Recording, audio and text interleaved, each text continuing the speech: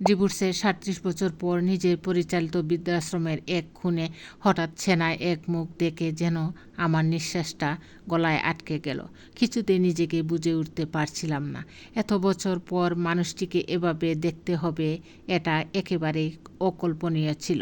বৃদ্ধাশ্রমের এক নিঃশব্দ দুপুরে হঠাৎ করেই থমকে দাঁড়ালো আমার জীবন। করিডোরের এক কোণে বসে থাকা এক ব্যক্তিকে দেখে গলা শুকিয়ে গেল।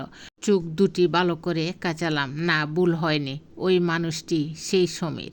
সমীর আমার এক সময়কার জীবনসঙ্গী। আজ সে একেবারে অন্য মানুষ। নুয়ে যাওয়া শরীর, মুখে জীর্ণতা, চোখ দুটো অসার, কিছুটা দ্বিধা আর বিস্ময় নিয়ে তার সামনে গিয়ে দাঁড়ালাম। কোনো প্রতিক্রিয়া নেই। তখনই বুঝলাম সে চোখে দেখতে পায় না।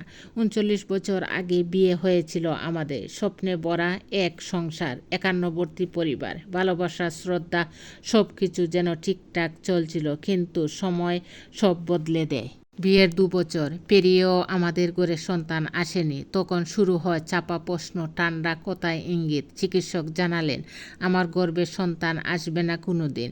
সেই ঘোষণার পর থেকে সম্পর্কের ভিত ফাটতে শুরু করলো। সমীরও ধীরে ধীরে সরে যেতে লাগলো। তবুও আমি আঁকড়ে ছিলাম। ভালোবাসার ওপর আমার অগাধ বিশ্বাস ছিল। একদিন নিজেকে একটু সামলে নিতে বাপের বাড়ি গিয়েছিলাম কয়েকদিনের জন্য। আর সেখানেই জীবনের সবচেয়ে নির্মম চিঠিটি পেলাম। একটা কুরিয়ারে এলো সমীরের দ্বিতীয় বিয়ের খবর, সাথে ডিভোর্স পেপার। হাত পা ঠান্ডা হয়ে গিয়েছিল সেদিন। প্রতিবাদ করতে চেয়েছিলাম, প্রশ্ন করতে চেয়েছিলাম, কিন্তু কে শুনে? যে মানুষ এক সময় পাশে থাকার প্রতিশ্রুতি দিয়েছিল, সেই তো দরজা বন্ধ করে দিয়েছিল আমার জন্য। এরপর দীর্ঘ নীরবতা। নিজেকে ব্যঙ্গে পড়তে না দিয়ে দাঁড় করালাম নতুন করে। বুঝলাম আমি একা নই। আমার মতো আরও অনেক নারী আছে যারা ভুল সময়ে ভুল মানুষের পাশে দাঁড়িয়েছিল। তাদের জন্যই গড়ে তুললাম এক আশ্রয়, একটা অনাথ আশ্রয়, এক বৃদ্ধাশ্রম। বিধবা ও নিরাশ নারীদের জন্য নতুন জীবনের পথ। চেয়েছিলাম কেউ যেন আর সেই ভয়ঙ্কর শূন্যতার মুখোমুখি না হয়। সেটার ভেতর দিয়ে আমি গিয়েছিলাম। আর আজ এত বছর পর সেই আশ্রমেই বসে আছে সমীর। জানলাম তার সন্তানেরা বিদেশে, তাকে ভুলেই গেছে। সে এখন একাকী, পরের দয়ার উপর নির্ভরশীল।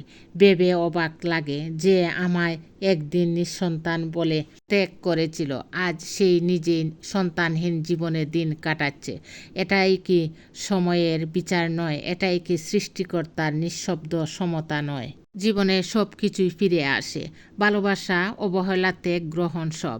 তাই কাউকে ঠেলে দেওয়ার আগে একবার অন্তত নিজেকে জিজ্ঞেস করুন, এই সিদ্ধান্তের ভার আপনি ভবিষ্যতে বইতে পারবেন তো? জীবন সব সময় ন্যায় বিচার দেয় তার নিজস্ব নিয়মে। আমরা শুধু অপেক্ষা করতে পারি ঠিক সময়ের জন্য। এই গল্পটি আমার জীবনের নয়, এটি ফেসবুক থেকে নেওয়া। ভালো লাগলে লাইক, কমেন্টস ও শেয়ার করে আমার পাশে থাকবেন। আসসালামু আলাইকুম।